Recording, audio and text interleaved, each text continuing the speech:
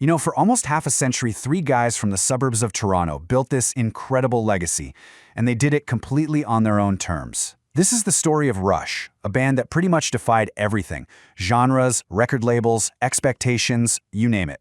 And they became one of the most respected bands in rock history. Okay, so let's get right into it.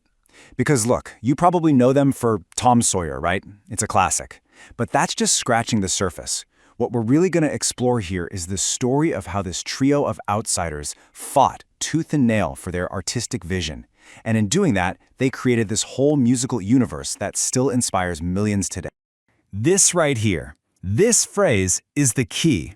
It's the thread that connects their entire career. And it's not just some mission statement they hung on a wall, it was the very engine that powered their 4-decade journey of just constant innovation. So, how does a story like this even begin?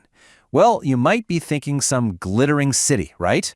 But no, our story starts in the quiet, unassuming Toronto suburb of Willowdale back in the late 1960s.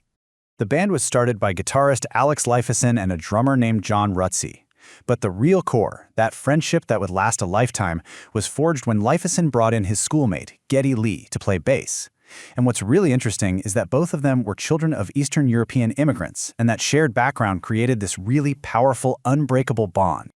But get this, that legendary lineup we all know, it was anything but set in stone at the start. I mean, the band's early years were just chaotic. There were firings, rehirings, they even changed their name for a bit. This was definitely not an overnight success story. They were still trying to figure out who on earth they were.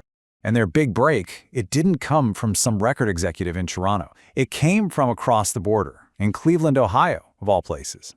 A DJ there named Donna Halper at station WMMS got her hands on their song Working Man, and it just exploded. It connected instantly with the city's blue-collar vibe. That grassroots fire is what forced a major U.S. label, Mercury Records, to finally pay attention and sign them. So, the band had a record deal, but a huge piece of the puzzle was still missing.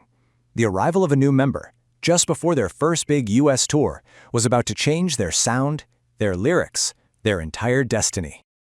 And I mean, just weeks before that tour was set to begin, their original drummer, John Rutsey, left.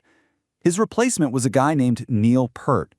Now, he wasn't just a drummer. He was this deep thinker, a total bookworm. He became the band's main lyricist and completely transformed them from a standard hard rock band into this intellectual force of nature. So with Peart on board, their ambitions just went through the roof. Their third album, Caress of Steel, had these epic side-long songs. The record label absolutely hated it. The critics just didn't get it. The album bombed, and the tour that followed was nicknamed the Down the Tubes Tour. The pressure was on to just write some short, catchy hits, or else. And this is the moment right here. This is the crossroads. After Caress of Steel failed, every bit of conventional wisdom said, retreat, play it safe.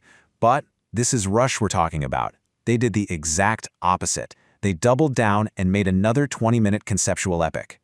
This album, 2112, was nothing short of pure defiance. It was a full-blown sci-fi rock opera about individualism, the very thing their label told them not to do. And against all odds, against all logic, that became their massive commercial breakthrough. It saved their career and basically bought them their artistic freedom for the rest of their lives. So with that freedom, did they rest? No way. Rush refused to stand still. For the next 3 decades, they went on this unbelievable journey of musical evolution, constantly changing, constantly challenging themselves and their audience. The late 70s, that's them perfecting their epic, guitar-heavy progressive rock. They're at the top of their game.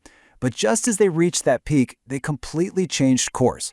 They sensed that the whole 70s prog thing had kind of run its course, so they embraced new technology and pulled synthesizers right to the front of their sound, creating this polished, very modern 80s feel. But, by the end of the 80s, they started to feel like the technology was kind of taking over the music. So what do? They pivot again. This time, influenced by the raw energy of the alternative rock scene, they stripped back all the synths and returned to this gritty, aggressive guitar-first power trio sound. So just as the band found this new balance in their sound, they were forced to face their biggest challenge yet, a profound tragedy that had nothing to do with music, and one that threatened to silence them for good. It's almost impossible to imagine. In the span of just 10 months, Neil Peart lost his only daughter, Selena, in a car crash, and then his wife, Jackie, to cancer. His entire world was just gone. He told Getty and Alex, "Consider me retired." And just like that, for 5 long years, Rush ceased to exist. To even begin to process that kind of grief, Neil got on his motorcycle and just started driving. And he didn't stop. He ended up traveling 55,000 miles across North and Central America. That journey, which he wrote about in his book Ghost Rider, was this slow, painful, but ultimately healing process of rediscovery. And incredibly, that healing road led him back to music. In 2002, the band reunited for this raw, emotional album called Vapor Trails. And that comeback sparked one last, triumphant chapter in their career, which ended with their final masterpiece, the ambitious concept album, Clockwork Angels. After decades of making music, surviving tragedy, and defying every single odd, the very last challenge was knowing when and how to say goodbye. And of course, they did it on their own terms. Their final tour in 2015, the R40 Tour, was brilliant. The setlist literally went backwards in time each night, ending with their earliest songs. At the end of that tour, Neil Peart retired. The band officially called it quits, and 5 years later, the world lost the professor. So what's their legacy? I mean, the sales and awards are staggering, obviously, but their real impact is felt in the generations of musicians they inspired. They practically created the blueprint for what we now call progressive metal, and beyond that, they cultivated what might just be the most loyal, intelligent, and passionate fanbase in all of rock music. Ultimately, the story of Rush is about so much more than crazy time signatures and sci-fi lyrics.